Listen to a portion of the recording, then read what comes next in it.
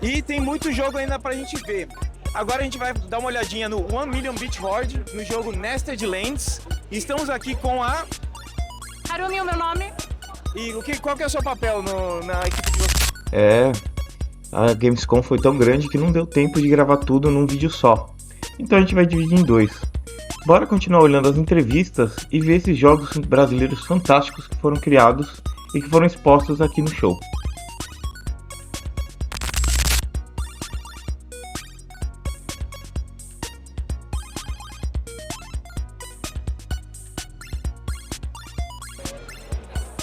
E agora a gente tá aqui com a Short and Sweet para ver o jogo Holly Hunt, né? E eu tô... Holly Hunt, e eu tô aqui com... Steven. O Steven, agora a gente vai falar de publisher. É a primeira vez que a gente tá pegando alguém que é da parte de publishing. Então a gente já falou com o programador, falou com o advogado, falou com o pessoal de finanças e agora a gente vai conhecer a parte de publishing. Então vamos lá, qual que é o maior desafio das publishers que ela tem aqui no Brasil? Principalmente nesse momento aqui, quem tá vendo tanto jogo legal, né?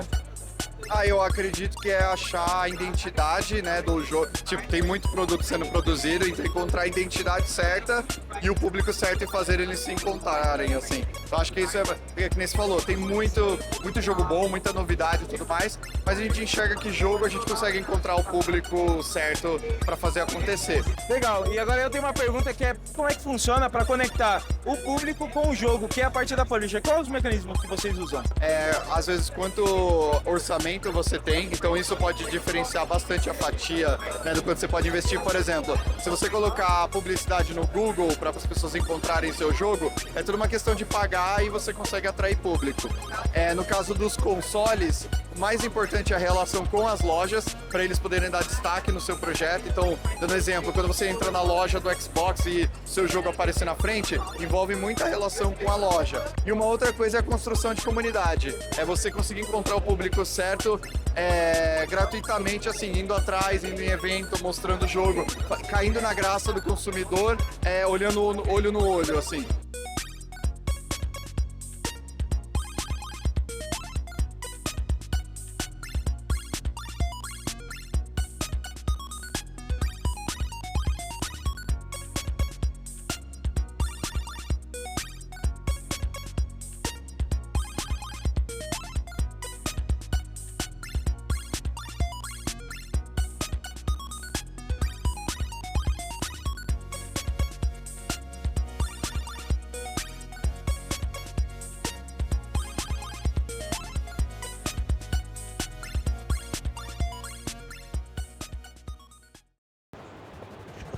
E agora continuando, né, nossa aventura aqui pela indústria de desenvolvimento de jogos, estamos aqui com o Denis, que é do Sebrae, e agora a gente vai ver também a parte mais institucional aqui da indústria, né, que a gente tem o Sebrae também já agindo na parte de jogos. Então fala mais um pouquinho pra gente qual que é o papel do Sebrae nessa área de jogos agora que está nascendo aqui no Brasil.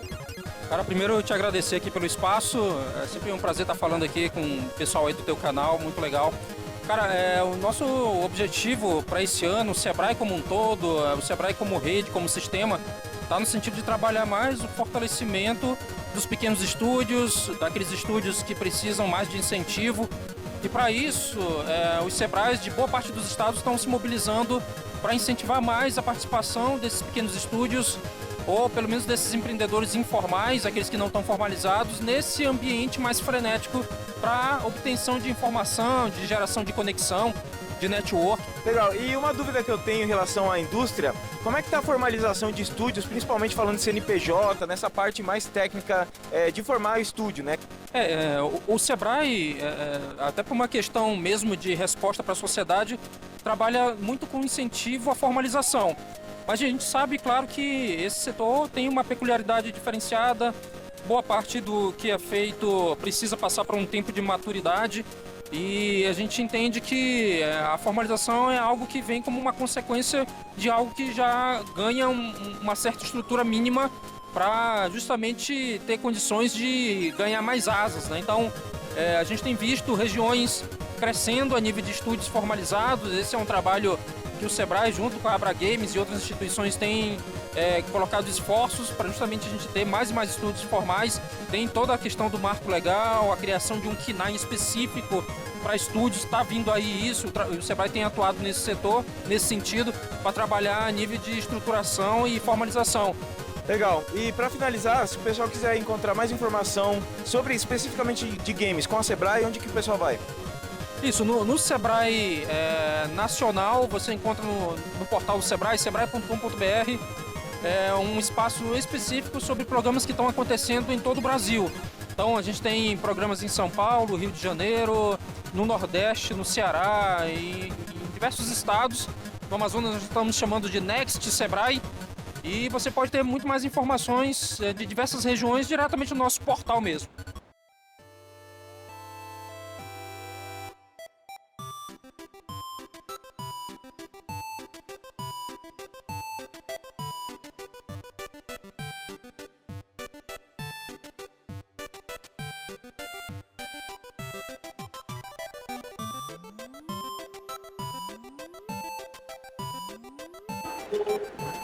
E tem muito jogo ainda pra gente ver. Agora a gente vai dar uma olhadinha no 1 Million Beach Horde, no jogo Nested Lands. E estamos aqui com a... Harumi, o meu nome. E qual que é o seu papel na equipe de vocês? Eu sou artista 3D de cenário. Olha só, então mais uma artista aí, tá? Me fala então, qual que foi um dos maiores desafios do jogo na parte de 3D que você enfrentou? Nossa, eu acho que com certeza a parte de otimização. Como é um jogo mais realista, a gente usa Unity, né? Então várias coisas que a gente precisa se preocupar em post-processing, textura, otimização, que acaba ficando tudo muito pesado, né? Seria mais essa parte. Então, já é a segunda equipe que tá falando a mesma coisa, né? Porque a gente já entrevistou outro pessoal ali, otimização é o grande desafio. Então você acha que seria interessante o pessoal que tá fazendo 3D já começar a se especializar mais em otimização? Quais são as dicas pra gente já não pegar problemas de otimização que vocês viveram? Se você tivesse feito diferente, teria sido melhor. Não só focar na questão artística, né, da modelagem, claro que esse é um dos elementos principais, mas pesquisar como que funciona a LOD, na parte de textura 3x, tem várias coisas que dá para fazer pelos modelos, mas dentro da engine também tem algumas coisas que podem ser usadas. Na Unity tem coisas nativas, né, como, qual que era o nome, Nanite, entre outras coisas que podem ajudar nesse processo também. Legal. E agora fala pra gente um pouquinho sobre o jogo, a história do jogo, quais são as features, o que o pessoal vai encontrar ali quando começar a jogar. O Nested Lands é basicamente um jogo de survival e de gerenciamento de vila. É um mundo que já está destruído pela praga, né? Ele é baseado na peste negra. E você tem que construir do zero, coletar recurso, construir as coisas, procurar pessoas para poder recrutar na vila. Mas também tem seus riscos. As pessoas podem estar com a praga, acabar perdendo todo o progresso de vila, tem raids de inimigos, tem cultistas que você pode encontrar no meio do caminho, e é basicamente isso, assim. E pra quem quiser já começar a comprar, já tá à venda, como é que funciona? Tá no wishlist? Dá pra fazer o wishlist, ainda não tá em pré-venda, porque é basicamente o pré-alpha que a gente tá mostrando aqui no evento, né? E tem uma previsão mais ou menos lá pra fevereiro do ano que vem.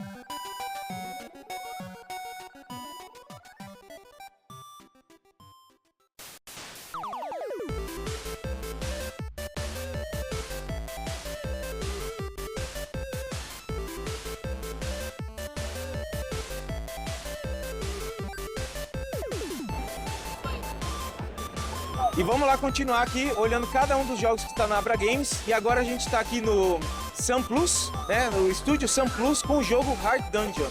E eu tô aqui com... Jackson.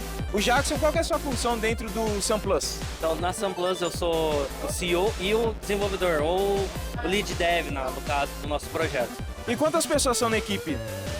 De programador sou eu, mais 3 pessoas.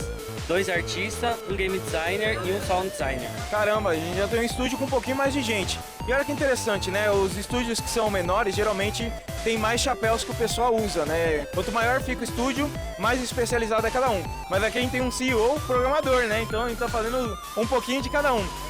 Eu vou pegar um pouquinho dessa experiência de CEO, que é uma que a gente ainda é um perfil que a gente não conseguiu ver. Qual que é o maior desafio como CEO que você está enfrentando em relação ao jogo que você está produzindo? O começo dele, o principal desafio foi encontrar o financiamento para me dar o start. No caso desse projeto, eu comecei a correr atrás de financiamento público, porque era o que eu tinha mais acesso, porque eu sou de outro estado, é um pouco longe para mim ficar vindo para São Paulo. A gente acabou encontrando o financiamento da Paulo Gustavo no meu estado, então é o estado do Paraná. E com esse valor inicial, aí começou a desenrolar um pouco melhor as coisas. Para vocês verem como a participação pública é importante para a gente começar a crescer essa indústria, né? A gente acabou de ver que um estúdio nasceu por causa que a Paulo Gustavo aconteceu. Então vamos continuar insistindo para que o governo coloque mais dinheiro, muito mais dinheiro, né? Não, o que a gente pegou foi legal, mas a gente precisa de muito, muito mais. E agora com o marco legal, né? A gente vai ter essa iniciativa do governo ainda mais forte em games. Vamos mostrar para eles que ter feito isso daí, ter colocado o marco legal, foi uma ótima ideia pro Brasil. Agora a gente vai falar com a Narrative Designer aqui. Qual que é o seu nome? Thaís. Thaís. Narrative Designer eu acho que é um perfil que a gente não pegou aqui, que explorou aqui da Abra Games. Fala pra mim qual foi o maior desafio que você teve na parte narrativa do jogo. Aqui nesse jogo aqui, ele é um pouco mais tranquilo que o que acontece. Qualquer narrativa que você vai desenhar, você tem que partir junto com o que a equipe tem de ideias. O que acontece? Eles têm como um princípio 2 jogos no qual eles se baseiam nesse no Heart, que é o Hades e mais um jogo que não vem na minha cabeça. O que acontece? Eu tenho esses 2 princípios. E aí eu tenho a história que eles... Porque assim, todo jogo que a gente começa, a história ela não parte do nada. Ela vem da experiência do que alguém tem da equipe, alguma coisa que a gente percebeu ao longo dos espaços. E a história do Hurt, ele vem muito de experiências dos próprios desenvolvedores. E o que acontece? Eles me trazem essas experiências que eles querem trabalhar e com isso eu consigo criar uma história. Então vamos dar uma olhadinha um pouco no gameplay aqui.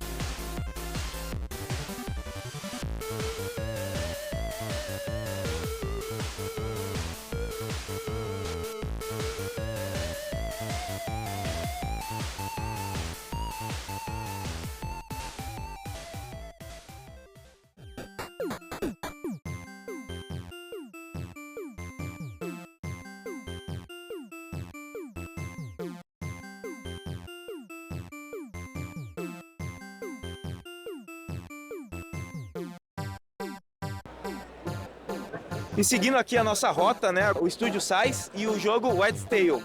E eu tô aqui com Bruna. e Bonet.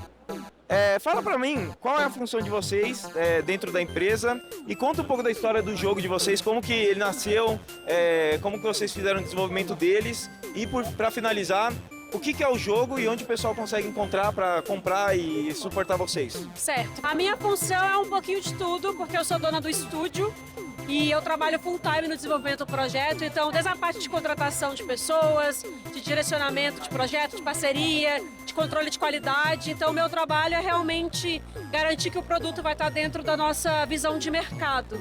Fala pra mim qual foi o maior desafio na parte da captação e iniciar o estúdio e conseguir fazer com que vocês tivessem dinheiro suficiente para garantir um desenvolvimento dessa primeira versão que já tá linda demais. Obrigada.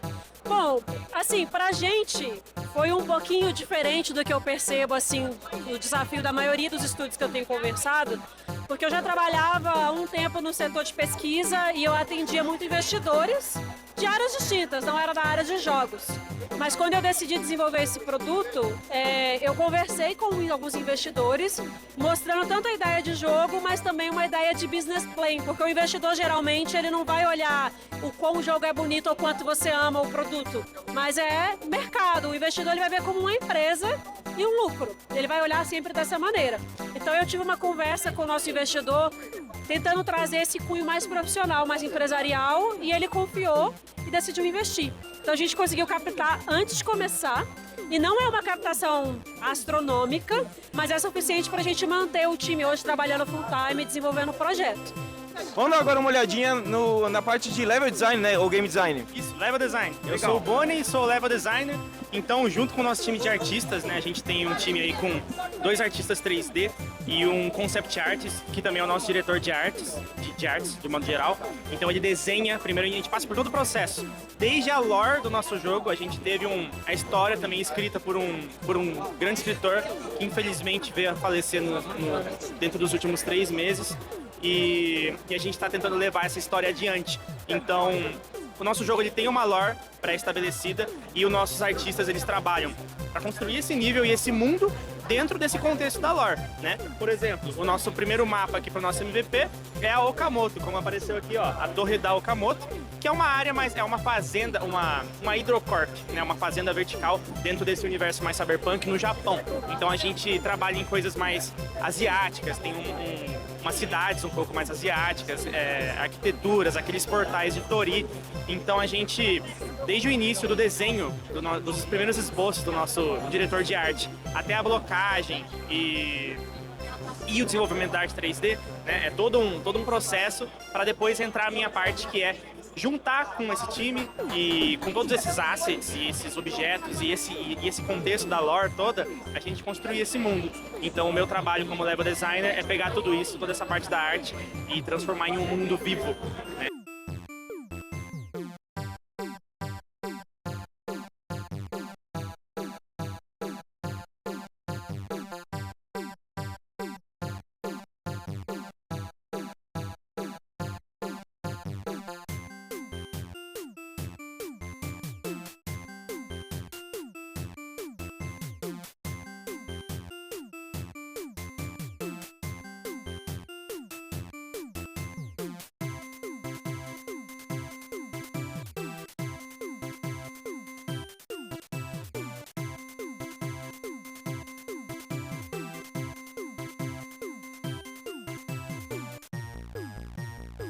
E ficamos por aqui. Espero que você tenha gostado. Se você gostou, demonstra isso pra gente dando like e se inscrevendo, porque ajuda muito o canal a crescer. E eu vejo vocês na próxima. Tchau, tchau!